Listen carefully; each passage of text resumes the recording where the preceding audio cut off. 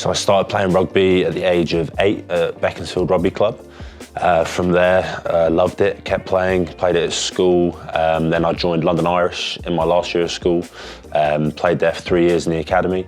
Then I moved to London Scottish, played a year there, and then went to Wasps for a year and a half, played in the Premiership Champions Cup at that point, which was some childhood dreams. And then went to Seattle, and I've been there for a couple of years, interspersed with little stints at London Irish and Saracens. It's definitely something from when I first started playing, realised I was quite good at it. I definitely wanted to be a sportsman, and rugby was a sport I was best at and enjoyed the most. So, I love the team side of it and the physicality side of it. And it's like the ultimate team game, so that's probably why. I'd say my Premiership debut against Bristol when I was at Wasps. I hadn't played any Premiership games before that, and then I still got a couple of tries, set one up. That was probably my big breakthrough game. And then have managed to play a few Premiership games for London Irish as well. So yeah, that would be my breakthrough, I'd say.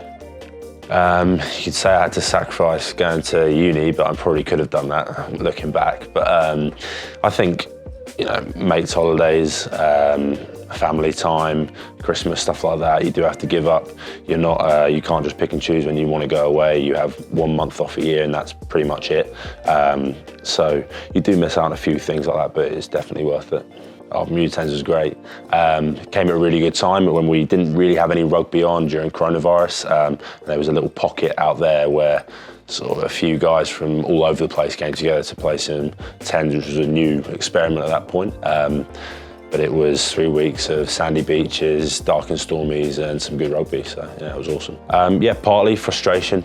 Played a lot in the first year, second year, due to people coming in and me not taking my chances with 2 hands. Decided I wanted a little bit of a fresh start, somewhere exciting, and I've always wanted to live in America as well. So when my agent came back to me with a chance to move to Seattle, it all happened very quickly, and I decided, yeah, that's what I want to do. And then went out there, and it's been awesome out there.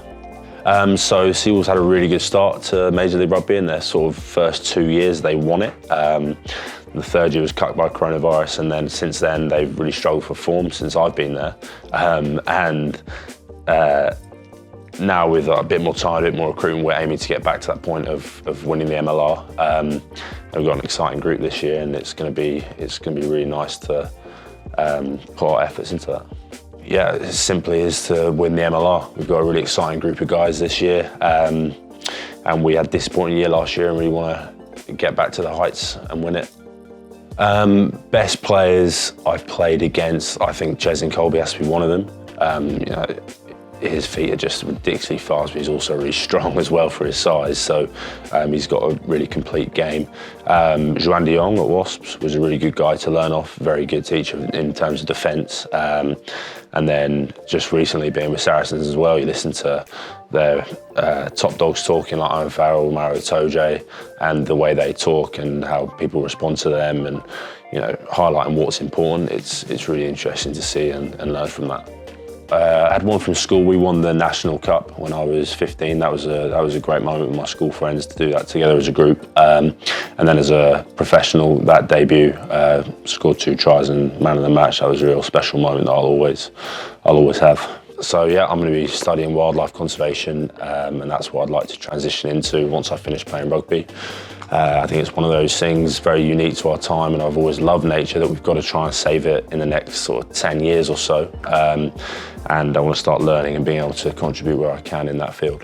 If anyone wants to be a young rugby player, the first thing is you've got to enjoy it. If you're not enjoying it, you're not going to be good at it. And the second thing is figure out what you're actually good at in the game and make that your absolute super strength. You don't get picked on what you're bad at, you get picked on what you're good at. So that would be my main advice. It's great to be a Scimitar Ambassador. Their core ethos is sustainability. They work with companies like Ecology and Rainforest Concern, which means you can sort of passionately get behind it and know you're doing good for the planet as well. Yeah, I love Scimitar kit. It fits really nicely. It's perfect for all sports and leisure wear, and the biggest thing for me is it's sustainable.